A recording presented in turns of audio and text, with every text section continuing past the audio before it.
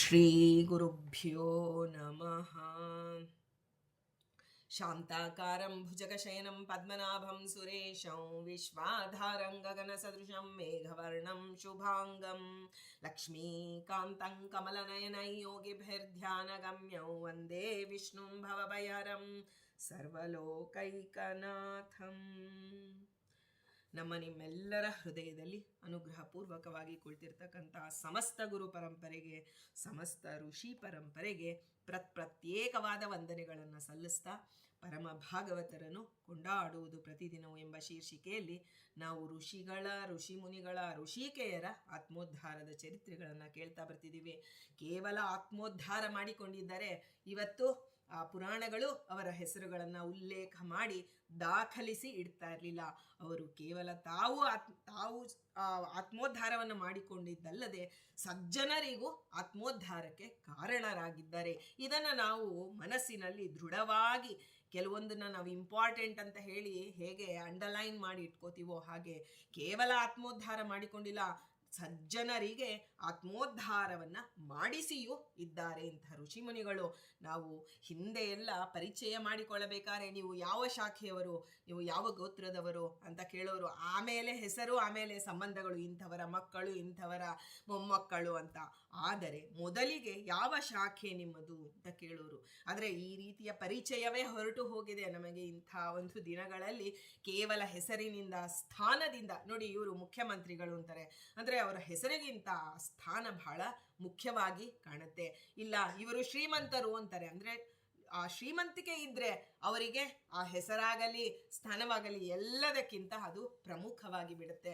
ಆದರೆ ಭಗವಂತನ ದೃಷ್ಟಿಯಿಂದ ನಾವು ಪರಿಚಯ ಮಾಡಿಕೊಳ್ಳಬೇಕು. ಯಾರನ್ನೇ ಆಗಲಿ ಪರಿಚಯ ಮಾಡಿಕೊಳ್ಳಬೇಕು, ಮಾಡಿಸಬೇಕು. ನಮ್ಮ ಪರಿಚಯವೂ ಅಷ್ಟೇ ದೇವನ ಮೂಲಕ ನಮ್ಮ ಪರಿಚಯವಾಗಬೇಕು. ಅಂದರೆ ನೀವು ಯಾವ ಶಾಖೆಯವರು, ಯಾವ ಶಾಖೆಗೆ ಸಂಬಂಧಪಟ್ಟವರು. ನಾವು ಕೇವಲ ನಮ್ಮ ಗೋತ್ರ ಪ್ರವರ್ತಕ ಋಷಿಗಳನ್ನು ತಿಳಿತಾ ಬಂದ್ವಿ, ಆದರೆ 100 ಋಷಿಗಳಾದ ಮೇಲೆ ಯಾವ ಶಾಖೆಯವರು ನೀವು ಅನ್ನೋದು ನಾವು ಅಪ್ಗ್ರೇಡ್ ಆಗಬೇಕಲ್ಲ. ಜೀವನದಲ್ಲಿ ನಾವೇನಾದರೂ ಒಂದು ಸಾಧಿಸಿದ್ದೀವಿ ಅಂದರೆ ನಮಗೆ ಆ ಒಂದು ಅನುಸಂಧಾನ ಮನಸ್ಸಿನಲ್ಲಿ ಕೂಡಬೇಕಲ್ಲ. ಹೀಗೆ ನಾವು ಎಷ್ಟೋ ಋಷಿ ಮುನಿಗಳನ್ನು ಕೇಳಿದ್ದೇವೆ. ನೋಡಿ, ಆ ಋಷಿ ಮುನಿಗಳಿಗೂ ನಾವು ವಿಶಾಲವಾದ ದೃಷ್ಟಿಯಿಂದ ಚಿಂತನೆ ಮಾಡೋಣ. ಋಷಿ ಮುನಿಗಳಿಗೂ ಅದೇ ಥರ ಸಂದರ್ಭಗಳು ಬಂತು, ನಮಗೂ ಅದೇ ಥರದ ಸಂದರ್ಭಗಳು, ಹೆಚ್ಚು ಕಡಿಮೆ ಅದೇ ಥರದ ಸಂದರ್ಭಗಳು, ಸುಖ ದುಃಖಗಳು, ಲಾಭ ನಷ್ಟಗಳು, ಜಯಾಪಜಯಗಳು ಎಲ್ಲವೂ ನಮಗೂ ಬಂದಿದೆ, ಅವರಿಗೂ ಬಂದಿದೆ. ಆದರೆ ಅವರು ಅದೆಲ್ಲವನ್ನ ಮೆಟ್ಟಿ ನಿಂತು ದೇವನನ್ನು ಕಂಡಿದ್ದಾರೆ. ನಮಗೆ ಯಾಕೆ ಆಗ್ತಾ ಇಲ್ಲ? ನಮಗೆ ಯಾಕೆ ಆಗ್ತಾ ಇಲ್ಲ ಅಂದರೆ ನಮಗೆ ಬೇಸಿಕಲಿನೇ ನಾವಿನ್ನೂ ಜ್ಞಾನವನ್ನು ನಾವು ಪಡೆದಿಲ್ಲ, ಜ್ಞಾನಿಗಳ ಅನುಗ್ರಹವನ್ನು ಪಡೆದಿಲ್ಲ. ಮೊದಲಿಗೆ ಜ್ಞಾನ ಬರಬೇಕಾದ್ರೆ ಜ್ಞಾನಿಗಳ ಅನುಗ್ರಹ ಅಂದರೆ ಗುರುವಿನ ಅನುಗ್ರಹ ಅತ್ಯಂತ ಅವಶ್ಯಕತೆ ಇದೆ. ಯಾವುದೋ ಒಂದು ಇಂಗ್ಲೀಷ್ ನಾವೆಲ್ ಇವತ್ತು ಓದಬೇಕಾದ್ರೆ ನಾವು ಪ್ರಸಿದ್ಧವಾದ ಯಾವುದೋ ಒಂದು ಕತೆ ಪುಸ್ತಕ ಓದ್ತೀವಿ. ಆ ಓದುವಾಗ ಆ ಕತೆ ಪುಸ್ತಕ ಬರೆದವನನ್ನು ಅವನಿಗೊಂದು ಪ್ರದಕ್ಷಿಣೆ ನಮಸ್ಕಾರ ಕಿತ್ತುಪ್ಪ ದೀಪ ಹಚ್ಚಿಟ್ಟೇನು ಓದೋದಿಲ್ಲ. ನಮಗೆ ಭಾಷೆ ಬರುತ್ತೆ ರೀ, ನಾವು ಓದ್ತೇವೆ, ನಾವು ಅರ್ಥ ಮಾಡಿಕೊಳ್ತೇವೆ ಅಂತ ಹೇಳ್ತೀವಿ. ಆದರೆ ಅಧ್ಯಾತ್ಮದಲ್ಲಿ ಹಾಗಲ್ಲ. ದೇವನನ್ನು ತಿಳಿದುಕೊಳ್ಳಬೇಕಾದರೆ ನಿನಗೆ ಮೊದಲಿಗೆ ಜ್ಞಾನಿಯ ಒಂದು ಏನು ನಾವಿವಾಗ ಕಪಿಲ ಸುಳಾದಿ ಹೇಳಿ ಅಂದರೆ ಹೀಗೆ ಹೇಳ್ಕೊಂಡು ಹೋಗ್ತೇವೆ. ಆದರೆ ಕಪಿಲ ಸುಳಾದಿಯನ್ನು ಬರೆದಂತಹ ವಿಜಯದಾಸರನ್ನು ಮೊದಲಿಗೆ ಪ್ರಾರ್ಥನೆ ಮಾಡಬೇಕು. ಆ ಕೃತಿಯನ್ನು ಯಾರು ರಚನೆ ಮಾಡಿದ್ರು, ಮೊದಲಿಗೆ ರಾಯರ ಅಷ್ಟೋತ್ತರ ಹೇಳ್ತೇವೆ, ಆದರೆ ಅಲ್ಲಿ ಅಪ್ಪಣ್ಣಾಚಾರ್ಯರಿಗೆ ಬಹಳ ಮಹತ್ವ ಇದೆ. ಅವರು ಇವತ್ತು ನಮಗೆ ರಚನೆ ಮಾಡಿಕೊಟ್ಟದ್ದಕ್ಕೆ ತಾನೇ ಅವರ ಅಂತರ್ಯಾಮಿ ಭಗವಂತನಿಗೆ ನಾವು ಗೌರವ ಸಲ್ಲಿಸಿ ಆನಂತರ ನಾವು ರಾಯರ ಅಷ್ಟೋತ್ತರವನ್ನು ಹೇಳಿದರೆ ನಮಗೆ ಸ್ವಲ್ಪನಾದರೂ ಸಿದ್ಧಿಗೆ ಬರಬಹುದು. ಆದರೆ ನಾವು ಅಂತಹ ಪ್ರಯತ್ನವನ್ನೇ ಮಾಡೋದಿಲ್ಲ. ನಾವು ಕಾಮನ್ ಆಗಿ ಮಧ್ಯದ ಒಂದು ಇದನ್ನು ಹಿಂದೆ ಇಲ್ಲ ಮುಂದೆ ಇಲ್ಲ, ಮಧ್ಯದ ಯಾವುದೋ ಒಂದು ಭಾಗವನ್ನು ಪಠನೆ ಮಾಡ್ತಾ ಇದ್ದೀವಿ. ಆದರೂ ಗುರುಗಳು ಕರುಣಾಶಾಲಿಗಳು ಏನೋ ನನ್ನ ಕೂಸು ಹೇಳ್ತಾ ಇದೆಯಪ್ಪ ಅಂತ ಹೇಳಿ ಅನುಗ್ರಹ ಮಾಡ್ತಾರೆ ಹೊರತು ನಮಗೆ ಇನ್ನೂ ಸಿದ್ಧಿಗೆ ಬಂದಿಲ್ಲ. ಇದೆಲ್ಲದಕ್ಕೂ ಏನು ಅಂತ ವಿಶಾಲವಾಗಿ ಯೋಚನೆ ಮಾಡೋಣ. ಮೊದಲಿಗೆ ಯಾವುದು ನಾವು ಏನೇ ಹೇಳಿ, ಎಷ್ಟೇ ನೋಡಿ ಇವರಿಂದ ಹೀಗಾಯಿತು, ಅವರಿಂದ ನಾನು ನೋಡಿ ನನ್ನ ಬುದ್ಧಿ ಏನಾಗಿತ್ತೋ ಇಂಥ ಕಷ್ಟದಲ್ಲಿ ಸಿಕ್ಕಿ ಹಾಕಿಕೊಂಡಿದ್ದೇನೆ ಅಂತ ನಾವು ಹೇಳ್ಕೊತಾ ಇರ್ತೀವಿ. ಆದರೆ ಕೊನೆಗೆ ಸಮಾಧಾನ ಏನು? ಬಿಡಿ, ನಮ್ಮ ಈ ಎಲ್ಲ ಏನಾಗ್ತಿದೆ ಇವತ್ತೆಲ್ಲ ನಮ್ಮ ಮೂಲ ಯಾವುದು? ದುಷ್ಕರ್ಮಗಳು. ನಾವು ಜನ್ಮಾಂತರದಲ್ಲಿ ಯಾರಿಗೋ ಮಾಡಿದ್ದೇವೆ ಕಷ್ಟ, ಇವತ್ತು ದೇವರು ನನಗೆ ಅದನ್ನು ದುಪ್ಪಟ್ಟು ಮಾಡಿ ನನಗೆ ಕೊಟ್ಟಿದ್ದಾನೆ ಮಾಡಿದ್ದಾನೆ ಅಂತ ಹೇಳಿ ವೇದಾಂತಕ್ಕೆ ಬಂದು ಸಮಾಧಾನ ಅಂದರೆ ಅಲ್ಲಿಗೆ ಮುಗಿಸಿ ಬಿಡ್ತೇವೆ. ಆದರೆ ಅಲ್ಲಿಂದಲೂ ಮುಂದೆ ಹೋಗಬೇಕು. ಆಯಿತು, ಕರ್ಮಕ್ಕೆ ಯಾವುದು ಮೂಲ ಅನ್ನುವ ಚಿಂತನೆ ನಮಗೆ ಬರಬೇಕು. ಕರ್ಮಗಳಿಗೆ ಸತ್ಕರ್ಮವಾಗಲಿ ದುಷ್ಕರ್ಮವಾಗಲಿ ಅದಕ್ಕೆ ಮೂಲ ಯಾವುದು ಅಂದರೆ ನಮ್ಮ ಸ್ವಭಾವ. ನಮ್ಮ ಮೂಲವಾದ ಸ್ವಭಾವವನ್ನು ದೇವ ಚೇಂಜ್ ಮಾಡೋದಿಲ್ಲ.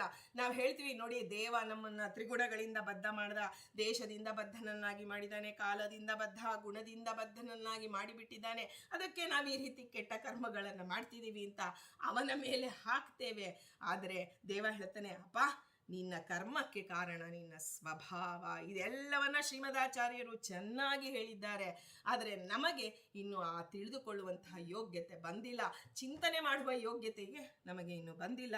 ಆದ್ದರಿಂದ ಸ್ವಭಾವದಿಂದ ಸ್ವಭಾವಸ್ತು ಪ್ರವರ್ತತೆ. ನೀವು ಯಾವುದೇ ಈಗ ನೋಡಿ, ಅವರಿಗೂ ನಾ ಹೇಳಿದ್ನಲ್ಲ, ಸಂದರ್ಭಗಳು ಅವರಿಗೂ ಬಂತು, ಕೆಟ್ಟ ಸಂದರ್ಭಗಳು ನಮಗೂ ಬಂತು. ಆದರೆ ನಾವು ನಮ್ಮ ಸ್ವಭಾವದಂತೆ ನಮ್ಮ ಯೋಗ್ಯತೆ, ಸ್ವಭಾವ ಮತ್ತು ಯೋಗ್ಯತೆ ಅದು ಮುಂದೆ ಬರುತ್ತೆ.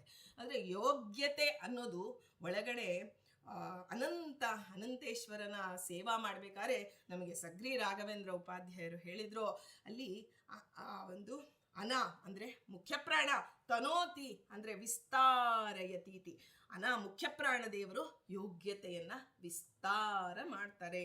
ಅಂದರೆ ಅನಂತಾಯ ನಮಃ, ಏನು ನಾವು ಅಚ್ಯುತಾಯ ನಮಃ, ಅನಂತಾಯ ನಮಃ, ಗೋವಿಂದಾಯ ನಮಃ ಅಂತ ಹೇಳ್ತೀವೋ, ಯೋಗ್ಯತೆಯಂತೆ ನಮ್ಮ ಕರ್ಮಗಳು ಆಗತ್ತೆ.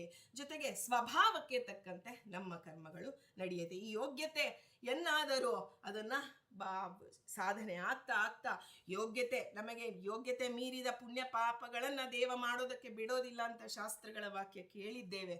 ಆದರೆ ಯಾವುದು ಅದಕ್ಕೆ ಸುಮ್ಮನೆ ಹಾಗೆ ಹೇಳಿಕೊಂಡು ಹೋಗ್ತೇವೆ. ಆದರೆ ಯೋಗ್ಯತೆ ಅನ್ನೋದು ವಿಸ್ತಾರ ಮಾಡೋದಕ್ಕೆ ಬರುತ್ತೆ. ಸ್ವಲ್ಪ ಯೋಗ್ಯತೆ ಹೆಚ್ಚಿಸಿಕೋ, ನಿನ್ನ ಯೋಗ್ಯತೆ ಬಂದ ಮೇಲೆ ಆ ಕೆಲಸ ಮಾಡು. ಅಂದರೆ ಎಲ್ಲರಿಗೂ ಒಂದೊಂದು ಯೋಗ್ಯತೆ ಸೀಮಿತವಾಗಿರುತ್ತೆ. ಆ ಯೋಗ್ಯತೆಯನ್ನು ಮೀರಿದ ಕರ್ಮ ನಮ್ಮ ಕೈಲಿ ಮಾಡೋಕ್ಕಾಗಲ್ಲ. ಪುಣ್ಯವಾಗಲಿ ಪಾಪವಾಗಲಿ ಏಡಮಾನ ದ್ವಿಟ್ ಅಂತ ಹೇಳಿ ಕಡೆದು ಬಿಸಾಕಿ ಬಿಡ್ತಾನೆ. ನಾವು ಪುರಾಣಗಳಲ್ಲಿ ಶಾಪ ಮತ್ತು ವರಗಳಲ್ಲಿ ಬೇಕಾದಷ್ಟು ಈ ರೀತಿಯಲ್ಲಿ ಕೇಳಿದ್ದೇವೆ.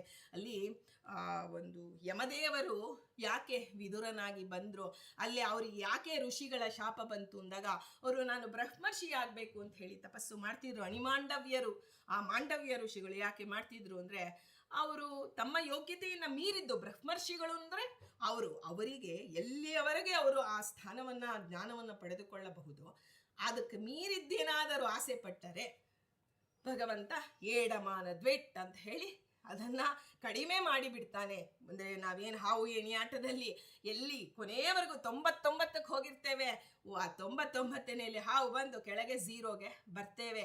ಹೀಗೆ ಮತ್ತೆ ಮೊದಲಿನಿಂದ ಸಾಧನೆ ಮಾಡಿಸಿಬಿಡ್ತಾನೆ. ಹೀಗೆ ಯೋಗ್ಯತೆ, ಕರ್ಮ, ದೇಶ, ಕಾಲ, ಗುಣ, ಕರ್ಮ, ಸ್ವಭಾವ, ಯೋಗ್ಯತೆ ಇದರಂತೆ ನಮ್ಮ ಕರ್ಮಗಳು ಇದೆ.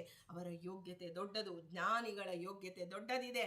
ನಾವು ಜ್ಞಾನಿಗಳನ್ನು ಅನುಸರಿಸಿ ಅವರ ಕಥೆಯನ್ನು, ಅವರ ಚರಿತ್ರೆಯನ್ನು ಕೇಳ್ತಾ ಬರ್ತಿದ್ದೇವೆ. ಅಂದರೆ ನಮ್ಮಲ್ಲೂ ಸ್ವಭಾವದಲ್ಲಿ ನೋಡಿ, ಸ್ವಭಾವ ಅನ್ನೋದು ಮೂಲ. ಸಾತ್ವಿಕನೋ ರಾಜಸನೋ ತಾಮಸನೋ ಅವನು ಸ್ವಭಾವಕ್ಕೆ ತಕ್ಕಂತೆ ಕರ್ಮ ಮಾಡ್ತಾನೆ. ಈಗ ನಾವು ಎಕ್ಸಾಂಪಲ್ ತಗೊಳ್ಳೋಣ. ಇದೆಲ್ಲ ಯಾಕೆ? ಕೇವಲ ಋಷಿ ಮುನಿಗಳ ಚರಿತ್ರೆಯನ್ನು ಹೇಳಿಕೊಂಡು ಹೋಗ್ಬಿಡ್ಬೋದಲ್ಲ. ಅಂದರೆ ಅವದು ಪ್ರಧಾನವಾಗಿ ಅಡಿಪಾಯದಂತೆ ಅವರನ್ನು ಯಾಕೆ ಸ್ಮರಣೆ ಮಾಡಬೇಕು ಅನ್ನೋದನ್ನು ತಿಳಿದು ಅದು ಪ್ರತಿದಿನವೂ ಇದನ್ನು ತಿಳಿಬೇಕು. ತಿಳಿದು ಆನಂತರ ಋಷಿ ಮುನಿಗಳ ಚರಿತ್ರೆ ಕೇಳಿದರೆ ನಮಗೇನಾಗತ್ತೆ, ಹೇಗೆ ಅಡಿಪಾಯ ಹಾಕಿದಂತಹ ಮನೆ ಬಹುಕಾಲ ಬಾಳಿಕೆ ಬರುತ್ತೆ. ನಾವು ಏನೂ ಅಡಿಪಾಯ ಹಾಕಲ್ಲ, ಮೇಲಿಂದ ಮೇಲೆ ಕಟ್ತೀವಿ ಅಂದರೆ ಹೇಗೋ ಬಿದ್ದು ಹೋಗುತ್ತೆ. ಜೋರಾದ ಗಾಳಿ ಬೀಸಿದ್ರೆ ಎಂತಹ ಮನೆ ಆದರೂ ಬಿದ್ದು ಹೋಗುತ್ತೆ. ಹಾಗಾಗಿ ಅಡಿಪಾಯ ಬಹಳ ಮುಖ್ಯ.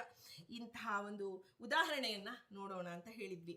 ನಮಗೆ ವಾಲ್ಮೀಕಿಗಳು ಬೇಡನಾಗಿದ್ರು. ಆ ಬೇಡನಾದಾಗ ನಾರದರು ಬಂದರು.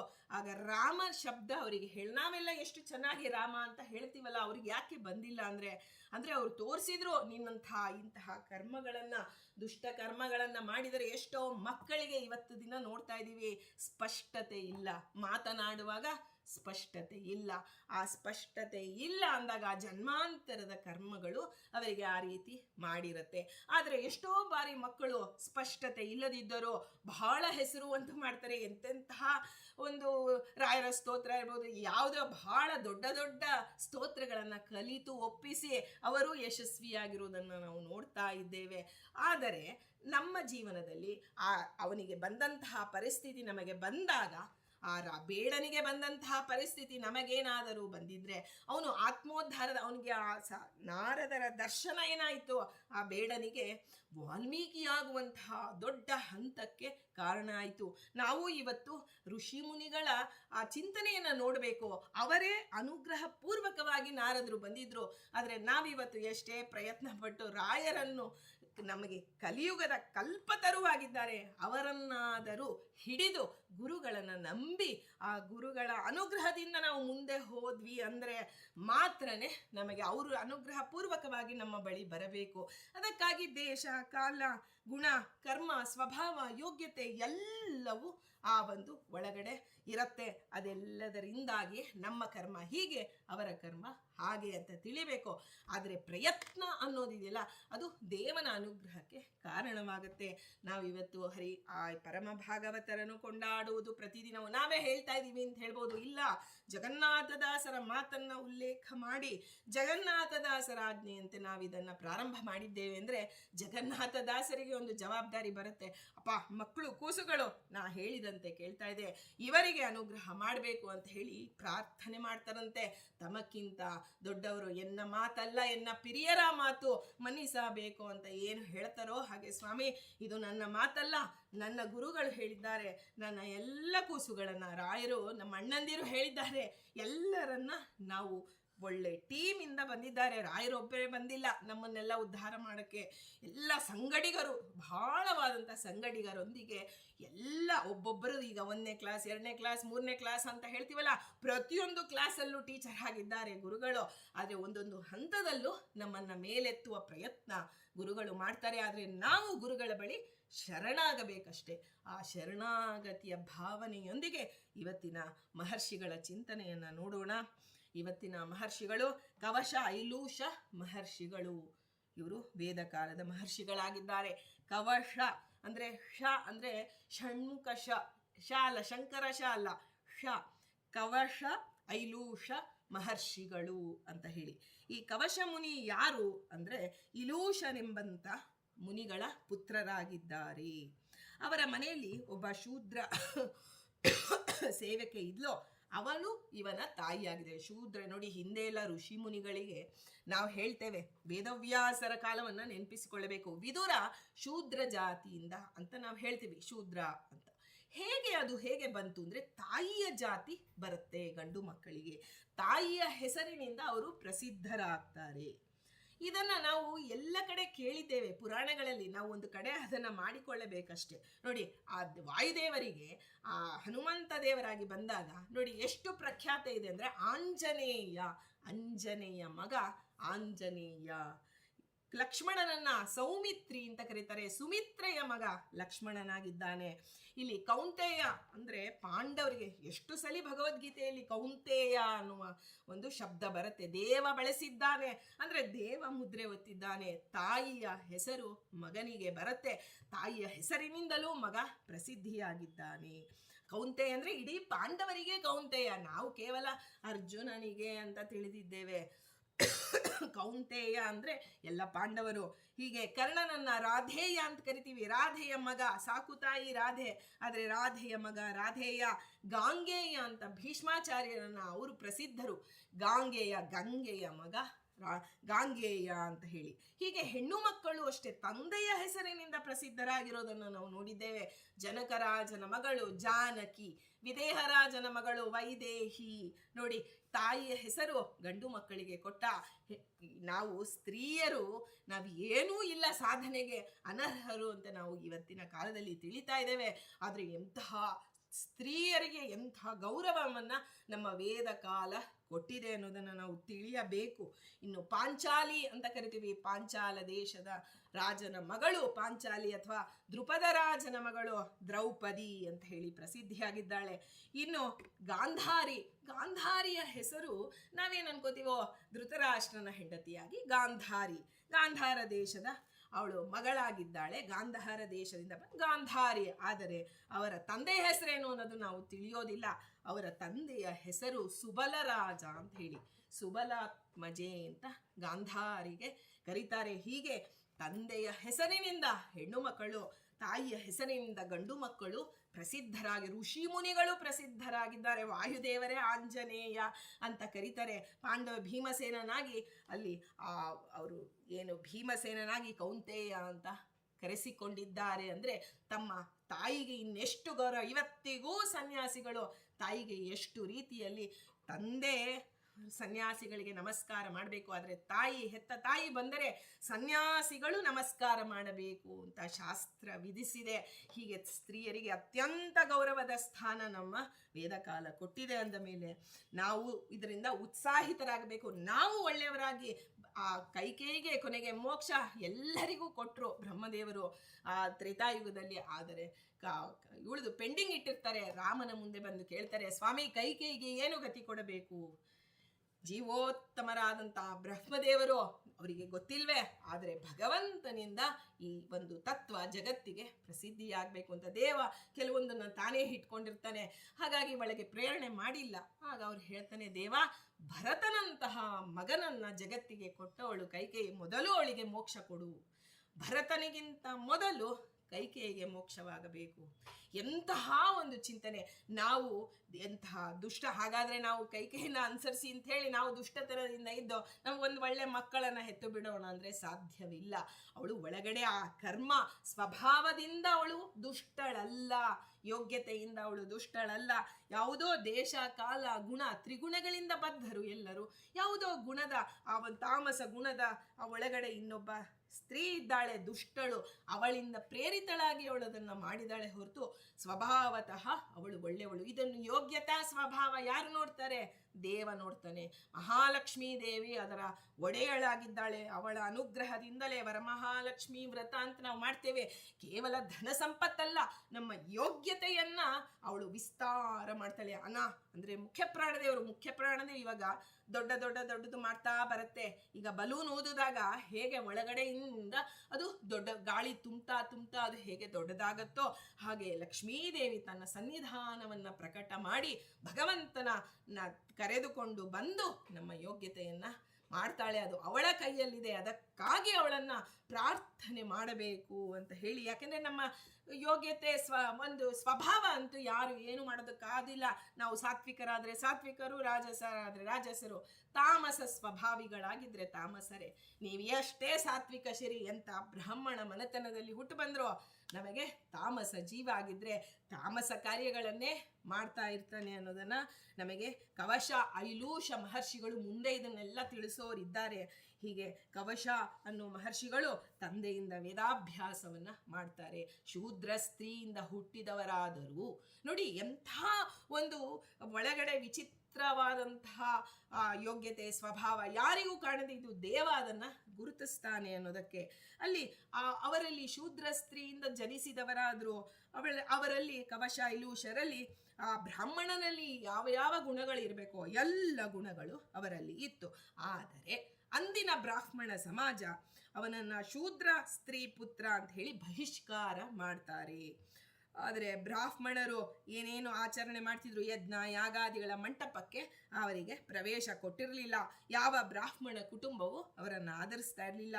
ಅವನಿಗೆ ಒಟ್ಟಿನಲ್ಲಿ ಬ್ರಾಹ್ಮಣರ ಮನೆಗಳಿಗೆ ಪ್ರವೇಶವೇ ಇರಲಿಲ್ಲ. ಐಲೂಷನೆಂಬ ಮಹರ್ಷಿಗಳ ಪುತ್ರನಿಗೆ ಅಂತಹ ಗತಿಯಾಗಿತ್ತು. ನೋಡಿ ಇವತ್ತಿನ ಕಾಲದಲ್ಲಿ ಜಾತಿ ಭೇದ ಇದೆ ಅಂತ ಹೇಳಿ ಜಾತಿಯನ್ನ ಸೃಷ್ಟಿ ಮಾಡಿದ್ದು ಭಗವಂತ. ಅವರವರ ಸ್ವಭಾವ, ಗುಣ, ಸ್ವಭಾವ, ಯೋಗ್ಯತೆಯಂತೆ ಆ ಜಾತಿಗಳು ಬಂದು ಎಲ್ಲ ಜಾತಿಯಲ್ಲಿ ಬಂದಂಥವರೂ ಸಾಧಕರಾಗಬಹುದು ಅನ್ನೋದಕ್ಕೆ ಇದನ್ನ ಒಂದು ಎಕ್ಸಾಂಪಲ್ ಆಗಿದೆ. ಕವಶನಿಗೆ ಒಳಗಡೆ ಬ್ರಾಹ್ಮಣನಾದಂಥ ಎಲ್ಲ ಗುಣಗಳು ಇತ್ತು. ನಾನೂ ಎಲ್ಲ ಬ್ರಾಹ್ಮಣರಂತೆ ಯಜ್ಞದಲ್ಲಿ ಭಾಗವಹಿಸಬೇಕು ಅನ್ನೋ ಅತ್ಯಂತ ಅದಮ್ಯವಾದಂತಹ ಮನಸ್ಸಿನಲ್ಲಿ ಆಸೆ ಬಂತು. ಆದರೆ ಆ ಎಲ್ಲ ಯಜ್ಞಯಾಗಾದಿಗಳನ್ನು ಹೇಗೆ ಪ್ರಯೋಗ ಭಾವವನ್ನು, ಆ ಪ್ರಯೋಗ ಭಾಗಗಳೆಲ್ಲ ಇರುತ್ತಲ್ಲ, ಹೇಗೆ ಮಾಡಬೇಕು ಅನ್ನೋದೆಲ್ಲ ತಿಳಿದುಕೊಂಡು ಅದರಂತೆ ತಾನೂ ಆಚರಣೆ ಮಾಡಬೇಕು ಅಂತ ಹೇಳಿ ಇಷ್ಟಪಡ್ತಿದ್ದ. ಅದಕ್ಕಾಗಿ ಬ್ರಾಹ್ಮಣರು ತಿಳಿಯದಂತೆ, ಬ್ರಾಹ್ಮಣರು ಅವನನ್ನು ಒಳಗಡೆ ಕರ್ಕೊಳ್ತಿರ್ಲಿಲ್ಲ. ಆದರೆ ಯಜ್ಞವಾಟಿಕೆಯನ್ನು ಪ್ರವೇಶ ಮಾಡಿ ಅಲ್ಲಿಯ ವಿದ್ಯಾಮಾನ್ಯಗಳು ಅಂದರೆ ಹೇಗೆ ಯಜ್ಞಗಳನ್ನು ಮಾಡ್ತಾರೆ ಅನ್ನೋದನ್ನೆಲ್ಲ ವೀಕ್ಷಣೆ ಮಾಡಿ ಅದನ್ನು ಮನನ ಮಾಡ್ತಾ ಇದ್ರು. ಒಂದು ದಿನ ಏನಾಯಿತು, ಭೃಗು ಋಷಿಗಳು ಮತ್ತು ಅಂಗೀರಸರು ಸೇರಿ ವಿಸ್ತಾರವಾದಂತಹ ಒಂದು ಸತ್ರಯಾಗವನ್ನು ಕೈಗೊಂಡಿದ್ದಾರೆ ಅಂತ ಕವಶನಿಗೆ ತಿಳಿದು ಬಂತು. ಆ ಕವಶ ಏನು ಮಾಡಿದ್ರು, ಅಲ್ಲಿ ಹೋಗಿ ತಾವು ಅಲ್ಲಿ ಒಳಗೆ ಯಜ್ಞವಾಟಿಕೆಯಲ್ಲಿ ಹೋಗಿ ಕುಳಿತುಕೊಂಡಿದ್ದಾರೆ. ಆ ಋತ್ವಿಜ ಮಹರ್ಷಿಗಳೆಲ್ಲ ನೋಡಿದರು. ನೋಡಿ ಕವಶನ ಉಪಸ್ಥಿತಿಯನ್ನು ಗಮನಿಸಿದ್ದಾರೆ. ಬ್ರಾಹ್ಮಣರ ಮಧ್ಯದಲ್ಲಿ ಕುಳಿತಂತಹ ಅವನನ್ನು ನೋಡಿ ಅವರೆಲ್ಲರಿಗೂ ಕೋಪ ಬರುತ್ತೆ. ಶೂದ್ರ ಸ್ತ್ರೀಯಿಂದ ಹುಟ್ಟಿದವನು ನೀನು ಶೂದ್ರ, ಮೇಲ್ನೋಟಕ್ಕೆ ಯಾರನ್ನೂ ಅಳೆಯಬಾರದು ಅಂದರೆ ಆ ಎಲ್ಲ ಕಾಲದಲ್ಲಿ ಎಲ್ಲ ರೀತಿಯ ಜನರು ಇದ್ರು. ಆ ಬ್ರಾಹ್ಮಣರ ಮಧ್ಯೆ ಕೂತಿದ್ದ ನೋಡಿ ಆ ಕವಶನನ್ನ ಹೊರಗೆ ಕಳಿಸಿಬಿಡ್ತಾರೆ. ಅಂತೂ ಇವನು ಮಹಾಪರಾಧ ಮಾಡಿದ್ದಾನೆ, ಯಜ್ಞವಾಟಿಕೆಯನ್ನು ಪ್ರವೇಶ ಮಾಡಿದ್ದಾನೆ, ಅದರಿಂದ ಇವನಿಗೆ ಇನ್ನೂ ಹೆಚ್ಚಿನ ಶಿಕ್ಷೆ, ಕೇವಲ ಯಜ್ಞದಿಂದ ಹೊರಗೆ ಹಾಕೋದಷ್ಟಲ್ಲ, ಇನ್ನೂ ಹೆಚ್ಚಿನ ಶಿಕ್ಷೆ ಆಗಬೇಕು ಅಂತ ಹೇಳಿ ಬ್ರಾಹ್ಮಣರೆಲ್ಲ ಸಭೆ ಸೇರ್ತಾರೆ. ಕವಶ ಏನಾದರೂ ಈ ಊರಿನಲ್ಲೇ ಇದ್ರೆ ಮತ್ತೆ ಮತ್ತೆ ಯಜ್ಞವಾಟಿಕೆಯನ್ನು ಪ್ರವೇಶ ಮಾಡ್ತಾನೆ, ಅದರಿಂದ ಯಾಗವನ್ನು ಆ ದೂಷಿತವನ್ನಾಗಿ ಮಾಡ್ತಾನೆ ಅಂತ ಹೇಳಿ ನೀರು ನೆರಳು ದೊರೆಯದಂತಹ ಒಂದು ಜಾಗಕ್ಕೆ ಕಳಿಸಬೇಕು, ನನ್ನ ಅಂದರೆ ಬಹಿಷ್ಕರಿಸಬೇಕು ಅಂತ ಹೇಳಿ ತೀರ್ಮಾನ ತಗೋತಾರೆ. ಹಾಗಾಗಿ ಬಲಾತ್ಕಾರದಿಂದ ಒಂದು ಕವಶನನ್ನ ಮರಳುಗಾಡಿಗೆ ಓಡಿಸಿಬಿಡ್ತಾರೆ. ಯಾರು ಓಡಿಸಿದರೇನೋ, ಯಾರು ನಮ್ಮನ್ನ ಉದಾಸೀನ ಮಾಡಿದರೇನೋ, ಯಾರು ನಮಗೆ ಶಿಕ್ಷೆ ಕೊಟ್ಟರೇನೋ, ದೇವ ಒಳಗಡೆ ನಿಂತು ಬಿಂಬರೂಪಿ ಭಗವಂತನಿಗೆ ಅವನು ಯಾರು ಅನ್ನೋದು ಗೊತ್ತಿಲ್ವೇ? ಸಜ್ಜನನಾಗಿದ್ರೆ ದೇವ ರಕ್ಷಣೆ ಮಾಡ್ತಾನೆ. ದೇವ ಎಲ್ಲೋ ವೈಕುಂಠದಲ್ಲಿ ಇಲ್ಲ, ನಮ್ಮೊಳಗೆ ಇದ್ದಾನೆ. ನಮ್ಮ ಸ್ವಭಾವ, ಯೋಗ್ಯತೆ ಎಲ್ಲವನ್ನ ತಿಳಿದಿದ್ದಾನೆ ಅನ್ನೋ ಶ್ರದ್ಧೆ, ಆ ನಂಬಿಕೆ ನಮಗೆ ಬರಬೇಕು. ಇಂತಹ ಚರಿತ್ರೆಗಳನ್ನು ಕೇಳ್ತಾ ಕೇಳ್ತಾ ಹೌದು, ನಾನು ಹೇಗೇ ಆಗಿರಲಿ ದೇವನನ್ನ ಶರಣಾಗತಿ ಹೊಂದಿದ್ದಾರೆ, ಭಗವಂತ ನನ್ನನ್ನು ರಕ್ಷಣೆ ಮಾಡ್ತಾನೆ, ಯಥಾಯೋಗ್ಯವಾಗಿ ನನಗೂ ಅನುಗ್ರಹ ಮಾಡ್ತಾನೆ ಅನ್ನುವಂತಹ ನಂಬಿಕೆ ಬೆಳೆಸುವಂತಹ ಚರಿತ್ರೆ ಇವ್ರದು, ಕವಶರದು. ಇಂತಹ ಕವಶ ತನ್ನ ಸ್ಥಿತಿಗಾಗಿ ಮರುಗುತ್ತಾ ಕೂತ್ಕೊಳ್ಳಿಲ್ಲ. ಯಾಕೆಂದ್ರೆ ಈಗ ಎಂಥ ಒಂದು ಇದಾದ್ರೂ ಕೇವಲ ಅದು ಅಳೋದ್ರಿಂದ ಅಥವಾ ದುಃಖ ಪಡೋದ್ರಿಂದ ಪರಿಸ್ಥಿತಿ ಚೇಂಜ್ ಆಗೋದಿಲ್ಲ. ನಿಷ್ಠೆಯಿಂದ ಮರಳುಗಾಡಿನಲ್ಲಿ ಕವಶ ಭಗವಂತನನ್ನ ಧ್ಯಾನ ಮಾಡ್ತಾ ತೊಡಗಿದ್ದಾನೆ. ಅವನ ಶ್ರದ್ಧೆ ಮತ್ತು ನಿಷ್ಠೆ ಅವನ ಮೇಲೆ ದೈವೀ ಕೃಪೆಯಾಗಿ ಬಿಡ್ತು. ಅಂತಹ ಶ್ರದ್ಧೆ ಮತ್ತು ಅವನ ಆ ಏನು ಶ್ರದ್ಧೆ ನಿಷ್ಠೆ, ನಿತರಾಂ ತಿಷ್ಠಯತೀತಿ ನಿಷ್ಠಃ. ನಾವು ವಿಜಯರಾಯರ ಕವಚದಲ್ಲಿ ಇದನ್ನು ಕೇಳ್ತೇವೆ, ನಿಷ್ಠ ಅಂತ. ನಿಷ್ಠ ಅಂದ್ರೇನು? ನಿತರಾಂ, ಸದಾ ಕಾಲವು, ನಿತರಾಂ ತಿಷ್ಠಯತಿ. ಅವರ ಆ ಒಂದು ನಿಷ್ಠ ಸ್ವಭಾವ ಏನು ಅಂದ್ರೆ ದೇವನಲ್ಲಿಯೇ ಇತ್ತು ಅವನ ಮನಸ್ಸು, ಬುದ್ಧಿಗಳು ಅಂತ ಹೇಳ್ತಾರೆ. ಆಗ ದೈವಿ ಕೃಪೆ ಆಯ್ತು. ಒಳಗಡೆ ದೈವಿ ಕೃಪೆ ಅಂದ್ರೆ ಮಹಾಲಕ್ಷ್ಮಿಯ ಕೃಪೆ ಅಂತಾನೆ ತಿಳಿಬೇಕು. ಹೀಗೆ ವೇದದ ಸೂಕ್ತ ಅವನ ಮನಸ್ಸಿನಲ್ಲಿ ಆ ಒಳಗಡೆ, ನಾವು ಯಾವುದೇ ಒಂದು ಪಾಠವನ್ನ ಹೊರಗಿನಿಂದ ಗುರುಗಳಲ್ಲಿ ಕೇಳಿ ಅಭ್ಯಾಸ ನಮ್ಮಂಥವರಿಗೆ, ಸಾಮಾನ್ಯ ಸಾಧಕರಿಗೆ, ಆದರೆ ಒಳಗೆ ಸ್ಫುಟ, ಒಳಗೆ ಸ್ಫುರಣೆ ಆಯಿತು ಅಂತ ಹೇಳ್ತಾರೆ. ಸ್ಫುರಣೆ ಆಗೋದು ಯಾರು? ಅಲ್ಲಿ ಮಹಾಲಕ್ಷ್ಮೀ ದೇವಿ, ವಾಯುದೇವರ ಅನುಗ್ರಹ ಅಂತ ತಿಳಿಬೇಕು. ಅಂತಹ ವೇದದ ಸೂಕ್ತ ಕವಶನಿಗೆ ಒಳಗಡೆ ಬಂತು. ಆ ಕುಳಿತು ಯಾವಾಗ ಅವನ ಮನಸ್ಸಿನಲ್ಲಿ, ಬುದ್ಧಿಯಲ್ಲಿ ವೇದದ ಆ ಒಂದು ಸೂಕ್ತ ಹೊಳಿತೋ, ಆ ಕ್ಷಣದಲ್ಲಿ ಅವರು ಕವಶರು ವೇದ ಮಂತ್ರಗಳ ದ್ರಷ್ಟಾರರಲ್ಲಿ ಸೇರಿಬಿಟ್ಟಿದ್ದಾರೆ. ಎಂತಹ ಒಂದು, ಅದೇ ನೋಡಿ, ಇದಕ್ಕೆ ಮುಂಚೆ, ಈ ಪರಿಸ್ಥಿತಿ ಬರೋದಕ್ಕಿಂತ ಮುಂಚೆ ಆಗಿಲ್ಲ ಇದೆಲ್ಲ. ಕವಶ ಇಷ್ಟೆಲ್ಲ ರೀತಿಯಲ್ಲಿ ಶ್ರದ್ಧೆಯಿಂದ ಇದ್ದಾನೆ ಅಂತ ದೇವನಿಗೆ ಗೊತ್ತಲ್ವಾ? ಮುಂಚೆನೆ ಯಾಕೆ ಮಾಡಿಲ್ಲ? ಶೂದ್ರ ಸ್ತ್ರೀಯಲ್ಲಿ ಯಾಕೆ ಮಾಡ್ದ ಅಂದ್ರೆ, ನಮ್ಮಂಥವರಿಗೆಲ್ಲ ಪಾಠ ಹೇಳಬೇಕಾಗಿದೆ. ನೀನು ಯಾವುದೇ ಜಾತಿಯಲ್ಲಿ ಹುಟ್ಟು, ನೀನು ಯಾವುದೇ ಒಂದು ಹಂತದಲ್ಲಿ ಇರೋ, ನಿನ್ನ ಅನುಗ್ರಹ ಮಾಡೋದು ನಾನೇ. ಕಾಲ ಕೂಡಿ ಬಂದಾಗ ನಾನು ಮಾಡ್ತೇನೆ ಅನ್ನೋದನ್ನ ತಿಳಿಸಿ ಕೊಡಬೇಕಾಗಿದೆ. ಹಾಗೆ ಬಂದ್ರು. ಆ ಸೂಕ್ತಕ್ಕೆ ಈ ಒಂದು ವೇದದ ಸೂಕ್ತಕ್ಕೆ ಅಪೋನ ಪ್ರಿಯ ಅಂತ ಹೇಳಿ ಹೆಸರಾಯಿತು. ಅಂದ್ರೆ ಅಪ ಅಂತಂದ್ರೆ ಸಂಸ್ಕೃತದಲ್ಲಿ ನೀರು ಅಂತ ಅರ್ಥ. ಈ ಸೂಕ್ತ ಜಲದೇವತೆಗಳ ಆ ಒಂದು ಪ್ರೀತ್ಯರ್ಥವಾಗಿ ದರ್ಶಿಸಲ್ಪಟ್ಟಿತು. ಯಾಕೆಂದ್ರೆ ಮರಳುಗಾಡಿನಲ್ಲಿ ಏನು ಬೇಕು, ನಮಗೆ ನೀರು ಬೇಕು. ಆ ನೀರಿಗೆ ವೇದ ಸೂಕ್ತ. ಹಿಂದೆ ಸುಮಧ್ವವಿಜಯದಲ್ಲಿ ಕೇಳ್ತೇವೆ ನಾವು, ಆ ಒಬ್ಬ ಶೂದ್ರ ರಾಜ ಬಂದು ವೇದದ ಒಂದು ಸೂಕ್ತ ಇದೆ, ಆ ಸೂಕ್ತದಲ್ಲಿ ನಾವು ಅದನ್ನ ಹೇಳಿದರೆ ಆ ಬೀಜಗಳನ್ನ ಹಿಡಿದುಕೊಂಡು ಔಷಧಿ ಸೂಕ್ತ ಅಂತ ಇದೆ. ಆ ಔಷಧಿ ಸೂಕ್ತವನ್ನ ಯಾರು ಅದನ್ನ ಸಿದ್ಧಿ ಪಡೆದುಕೊಂಡಿರ್ತಾರೋ ಅವರು ಅದನ್ನ ಬೀಜಗಳನ್ನ ಕೈಯಲ್ಲಿ ಇಟ್ರೆ ಆ ಕ್ಷಣದಲ್ಲಿ ಆ ಬೀಜ ಮೊಳಕೆ ಹೊಡೆದು, ಯಾವ ಮಣ್ಣಿಲ್ಲ, ನೀರಿಲ್ಲ, ಬಿಸಿಲಿಲ್ಲ, ಕಾಲ ಇಲ್ಲ, ಏನೂ ಇಲ್ಲ, ಕ್ಷಣದಲ್ಲಿ ಆ ಕೈಯಲ್ಲಿ ಆ ಬೀಜ ಮೊಳಕೆಯೊಡೆದು ಹೆಮ್ಮರವಾಗಿ ಮತ್ತೆ ಬೀಜ ಬಿದ್ದು ಮತ್ತೆ ಅದರಿಂದ ಮತ್ತೆ ಮರಗಳಾಗಿ ಮತ್ತೆ ಅದರಿಂದ ಬೀಜ ಬಿದ್ದು ಹೀಗೆ ನಿರಂತರವಾಗುತ್ತೆ ಔಷಧಿ ಸೂಕ್ತ. ಇದು ಸುಳ್ಳು ಅಂತ ಹೇಳಿ ಬಂದು ಆ ಶೂದ್ರ ರಾಜ ಹೇಳ್ತಾನೆ, ಶ್ರೀಮದಾಚಾರ್ಯರು ಯೋಗ್ಯತೆ ಇರೋರು ಪಠಿಸಬೇಕಪ್ಪ, ಎಲ್ಲರೂ ಪಠಿಸಿದ್ರೆ ಇದು ಆಗೋದಿಲ್ಲ ಅಂತ ಹೇಳಿ ತಾವು, ಹಾಗಾದ್ರೆ ನೀವು ಯೋಗ್ಯತೆ ಇದೆಯಲ್ಲ ಸ್ವಾಮಿ, ನೀವು ಮಾಡಿ ನೋಡೋಣ ಅಂತ ಶೂದ್ರ ರಾಜ ಕೇಳಿದಾಗ ಶ್ರೀಮದಾಚಾರ್ಯರು ಔಷಧಿ ಸೂಕ್ತವನ್ನ ಹೇಳ್ತಾರೆ. ಆ ಕ್ಷಣದಲ್ಲಿ ಅದು ಆ ಬೀಜ ಒಡಿತೋ, ಕವಲು ಒಡಿತೋ, ಸಣ್ಣ ಗಿಡವಾಯ್ತು. ನೋಡ್ತಿದ್ದಂತೆ ಹೆಮ್ಮರವಾಗಿ ಕಾಯಿ ಹಣ್ಣು ಎಲ್ಲವನ್ನು ಬಿಡ್ತು. ಇಡೀ ದೊಡ್ಡ ಮರ ಆಚಾರ್ಯರ ಕೈಯಲ್ಲಿ ಇದೆ. ಆ ಜೊತೆಗೆ ಅದರಿಂದ ಮೇಲೆ ಹಣ್ಣಿನಿಂದ ಕೆಳಗೆ ಬೀಳ್ತಿದೆ, ಮತ್ತೆ ಅದರಿಂದ ಬೀಜ ಬಂತು, ಮತ್ತೆ ಅದರಿಂದ ಗಿಡ ಉದ್ಭವ ಆಯಿತು. ಇಷ್ಟೆಲ್ಲ ಯೋಗ್ಯತೆ ಇರೋರು ಅದನ್ನ ವೇದದ ಸೂಕ್ತವನ್ನ ಮಾಡಿ ದರ್ಶನ ಮಾಡಿಸಿದಂಥವರು ಶ್ರೀಮದಾಚಾರ್ಯರು. ಹೀಗೆ ಆ ಮರಳುಗಾಡಿನಲ್ಲಿ ಕವಶ ಮುನಿಗಳು ಆ ಜಲದೇವತೆಗಳ ಪ್ರೀತ್ಯರ್ಥವಾಗಿ ಆ ನೀರು ಅವಶ್ಯಕತೆ ಇದೆಯಲ್ಲ, ಅಂಥ ನೀರಿನ ಜಲಾಭಿಮಾನಿ ದೇವತೆಗಳ ಪ್ರೀತ್ಯರ್ಥವಾಗಿ ಇವತ್ತಿಗೂ ಈ ಸೂಕ್ತವನ್ನ ಏನು ಕವಶ ಮುನಿಗಳು ಏನು ದರ್ಶಿಸಲ್ಪಟ್ಟಿದ್ದಾರೆ ವೇದದ ಈ ಸೂಕ್ತವನ್ನ, ನಿಮಗೆ ಎಂತಹ ಮರಳುಗಾಡಿ ಇರ್ಬೋದು, ನಾವಿವತ್ತು ಮರಳುಗಾಡಿಗೆ ಹೋಗಲ್ಲ ರೀ ಅಂದ್ರೆ ಎಷ್ಟು ಕಡೆಯಲ್ಲಿ ನೀರಿಲ್ವಲ್ಲ, ಅಂತಹ ನೀರಿಲ್ಲದಿದ್ದಾಗ ನಮಗೆ ಸಾಧನೆಗೆ ತೊಂದರೆ ಆದಾಗ ಈ ಸೂಕ್ತವನ್ನ ನಾವು ಪಠನೆ ಮಾಡಿದರೆ, ಬ್ರಾಹ್ಮಣರನ್ನ ಕರೆಸಿ ಪಠನೆ ಮಾಡಿಸಿದರೆ ನಮಗೆ ಕ್ಷಣದಲ್ಲಿ ನೀರಿನ ಆ ಒಂದು ಸೌಲಭ್ಯ ನಮಗೆ ದೊರೆಯುತ್ತೆ. ಸಾಮಾನ್ಯ ಇದು, ಆದರೆ ನಿಜವಾಗಿ ಪಿಂಡಾಂಡದಲ್ಲಿರ್ತಕ್ಕಂಥ ಭಗವಂತ ನಮಗೆ ಏನು ವಾತ ಪಿತ್ತ ಕಫ ಅಂತೆಲ್ಲ ಹೇಳ್ತೀವಿ ನೋಡಿ, ನೀರಿನ ಪ್ರಮಾಣ ಕಡಿಮೆ ಆದರೂ ರೋಗಗಳು ಬರುತ್ತೆ. ಈ ಸೂಕ್ತದ ಪಾರಾಯಣದಿಂದ ಆರೋಗ್ಯ ಬರುತ್ತೆ ಅಂತ ಹೇಳ್ತಾರೆ. ಹೀಗೆ ಆ ಸೂಕ್ತವನ್ನ ಗಾಯನ ಮಾಡ್ತಾ ಇದ್ದಾರೆ ಕವಶ ಮುನಿಗಳು. ಜಲದೇವತೆಗಳು ಅವರಲ್ಲಿ ಪ್ರೀತರಾಗಿ ಬಿಟ್ರು. ಅವರು ಕುಳಿತಿದ್ದ ಸ್ಥಳದ ಎಂತಹ ನೀರು ರೀ, ಸಾಮಾನ್ಯ ನೀರು ಬಂದಿಲ್ಲ. ಅಲ್ಲಿ ಸರಸ್ವತಿ ನದಿ ಪ್ರದಕ್ಷಿಣಾಕಾರದಲ್ಲಿ ಕವಶ ಮುನಿಗಳನ್ನ ಪ್ರದಕ್ಷಿಣಾಕಾರದಲ್ಲಿ ಸುತ್ತತೊಡಗಿತು. ಈಗ ಮರಳುಗಾಡಿ ಆಗಿದ್ದ ಪ್ರದೇಶ, ಇವರೆಲ್ಲ ಮರಳುಗಾಡಿಗೆ ಕಳಿಸ್ಬಿಟ್ಟಿದ್ರು ಬಹಿಷ್ಕಾರ ಮಾಡಿ. ಆದರೆ ಆ ಮರಳುಗಾಡಿನಂತಹ ಪ್ರದೇಶವೂ ಸಹಿತ ಫಲವತ್ತಾದ ಭೂಮಿಯಾಗಿ ಬಿಡ್ತು ಕವಶ ಮುನಿಗಳಿಂದ. ಕವಶನ ಈ ನೂತನ ಆವಿಷ್ಕಾರ ಮತ್ತು ಆ ಪರಿಣಾಮದ ಅಂದ್ರೆ ಕವಶ ಮುನಿಗಳು ಈ ರೀತಿ ದರ್ಶನ ಮಾಡಿದ್ರು ಅಂತ ಎಲ್ಲ ಜ್ಞಾನಿಗಳು ತಿಳಿದು ಎಲ್ಲ ಅವರಿಗೆ ಬಹಳ ಆಶ್ಚರ್ಯ ಆಗುತ್ತೆ. ಎಂತಹ ಆ ಒಂದು ತಪ್ಪು ಮಾಡಿಬಿಟ್ಟೆವು, ಕವಶ ಮುನಿಗಳನ್ನ ಆ ಒಂದು ಶೂದ್ರ ಜಾತಿಯ ಸ್ತ್ರೀಯಿಂದ ನೀನು ಹುಟ್ಟಿದೀಯಾ ಅಂತ ಹೇಳಿ. ಇವಾಗ ಗಾಂಗೇಯ ಅಂತ ನಾವು ಹೇಳ್ತೀವಿ, ರಾಧೇಯ ಅಂದಾಕ್ಷಣ ಕರ್ಣ ಏನು ಅವನ ಯೋಗ್ಯತೆ ಕಡಿಮೆ ಆಗಿಲ್ಲ, ಅವನು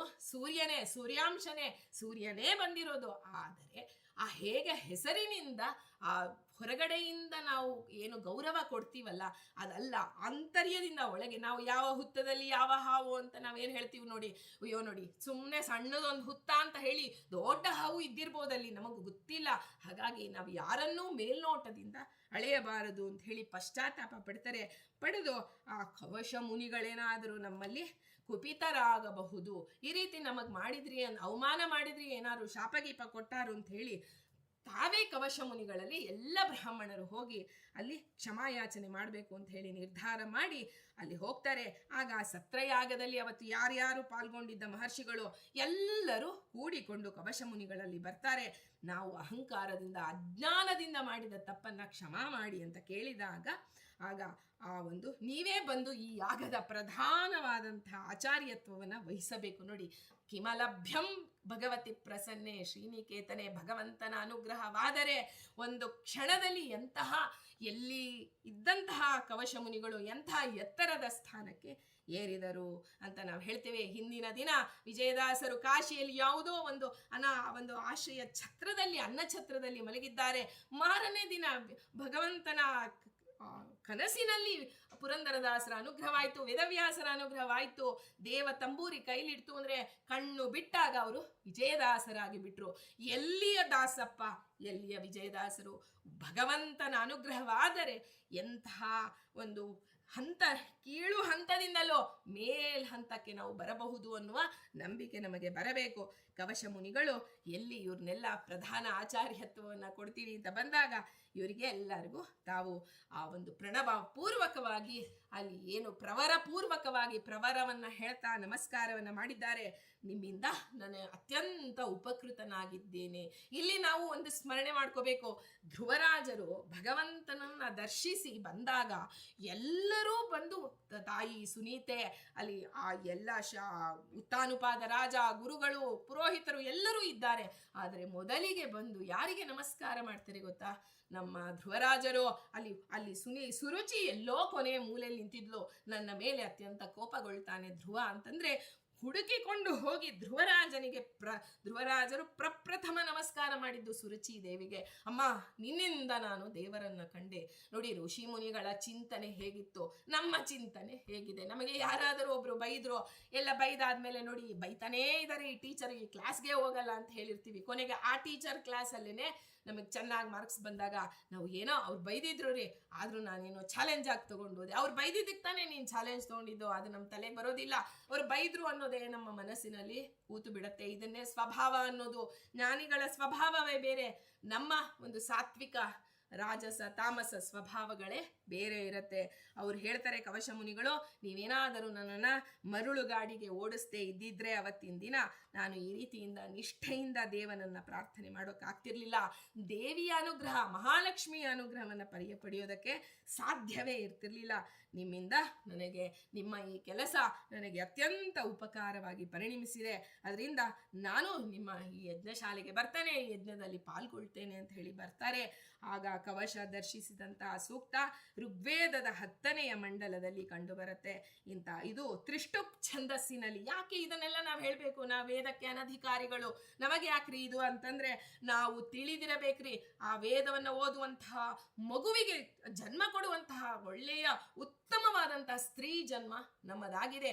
ನಾವಿದನ್ನ ತಿಳಿದಿರಬೇಕು. ಇಷ್ಟು ತಿಳಿದು ಋಷಿಗಳನ್ನ ಸ್ಮರಣೆ ಮಾಡಿ, ನಿನ್ನೆ ಹೇಳಿದ್ವಿ, ಈ ಅಪಸ್ತಂಭ ಋಷಿಗಳು ಯಜುಶಾಖೀಯರನ್ನ ಎಷ್ಟು ರೀತಿಯಲ್ಲಿ ಅವರು ಅನುಗ್ರಹ ಮಾಡಿದ್ದಾರೆ ಅಂದರೆ, ಇವತ್ತಿನ ದಿನ ಕವಶ ಐಲೂಷ ಮುನಿಗಳು ಇದನ್ನ ಋಗ್ವೇದಿಗಳನ್ನ ಅಷ್ಟು ಅನುಗ್ರಹ ಮಾಡಿದ್ದಾರೆ.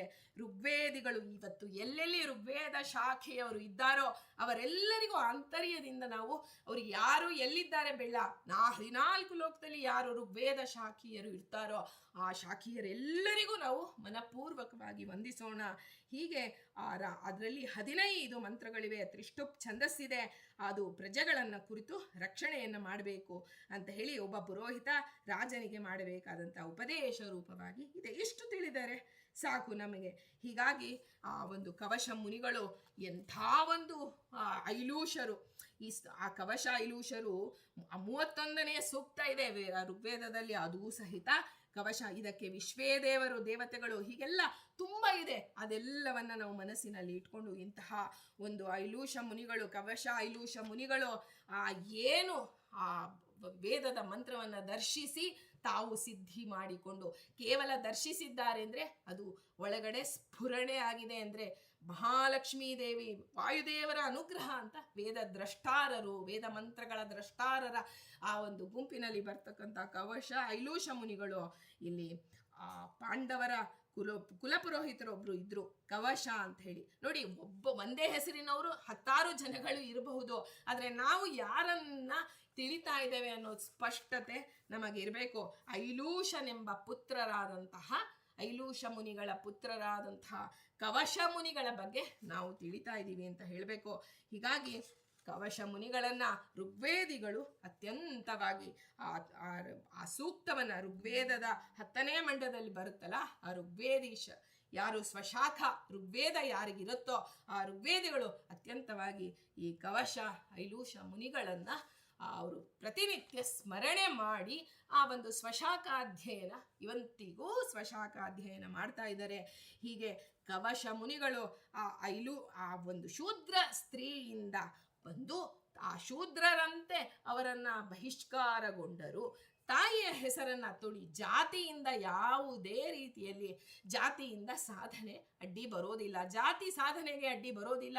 ಒಳಗೆ ಆ ಸ್ವಭಾವ, ಆ ಯೋಗ್ಯತಾ ಅನ್ನೋದು ಯಾವ ಜಾತಿಯಲ್ಲಿ ಬಂದರೋ ಭಗವಂತ ಅನುಗ್ರಹ ಮಾಡ್ತಾನೆ ಅನ್ನೋದನ್ನ ನಾವು ಕವಶ ಐಲೂಷ ಮುನಿಗಳ ಒಂದು ಚರಿತ್ರೆಯಲ್ಲಿ ಕಾಣ್ತೇವೆ. ಇವರ ಚರಿತ್ರೆ ಬಹಳ ಕಡಿಮೆ ಇದೆ, ಆದರೂ ನಾವು ಅವರನ್ನ ಸ್ಮರಣೆ, ನಮಗೆ ಸಿಕ್ಕಿದ್ದು ಎಷ್ಟಿದೆಯೋ ಅಷ್ಟೇ. ಈಗ ಮಗು ಪಾಯಸ ಇಷ್ಟು ಬಡಿಸಿ 2-3 ಸೌಟ್ ಬಡಿಸಿರ್ತಾರೆ, ಆದರೆ ಮಗುವಿಗೆ 2 ಸಾಲಿ ನೆಕ್ಕಿಸ್ತಾಳೆ ತಾಯಿ. ಆದರೆ ಅವಳು ಅದಕ್ಕೆ ಅಷ್ಟೇ ಸಾಕು. ಅದು ತಾನು ಪೋಷಣೆ ಮಾಡಬೇಕಾದ್ರೆ, ತಾನು ಸರಿಯಾಗಿ ಆರೋಗ್ಯದಿಂದ ಇರ್ಬೇಕಾದ್ರೆ ಎಷ್ಟು ಬೇಕೋ ಅಷ್ಟನ್ನು ತಾಯಿ ತಿನ್ನಿಸ್ತಾಳೆ. ಹಾಗೆ ಭಗವಂತ ಇವತ್ತು ನಮಗೆ ಅವರ ಬಗ್ಗೆ ಎಷ್ಟು ತಿಳುವಳಿಕೆ ಕೊಡಬೇಕೋ ಇವತ್ತಿನ ದಿನಕ್ಕೆ ಕೊಟ್ಟಿದ್ದಾನೆ ಅಂತ ತಿಳಿತಾ, ಮುಂದೆ ಇವರ ಬಗ್ಗೆ ಇನ್ನೂ ಹೆಚ್ಚಿನ ಮಾಹಿತಿಗಳು ನಮಗೆ ಸಿಗಲಿ ಅಂತ ಹೇಳಿ ಪ್ರಾರ್ಥನೆ ಮಾಡ್ತಾ, ಕವಶ ಐಲೂಷ ಮುನಿಗಳ ಅಂತರ್ಗತ ಮುಖ್ಯ ಪ್ರಾಣ ಅಂತರ್ಗತ ಶ್ರೀಕೃಷ್ಣ, ಜಗದ್ಗುರುವಾದ ಶ್ರೀಕೃಷ್ಣನಲ್ಲಿ ನಾವು ಬೇಡೋದು ಏನು ಅಂದರೆ, ಸ್ವಾಮಿ ಸರ್ವಂ ಶ್ರೀಹರಿಮಯಂ.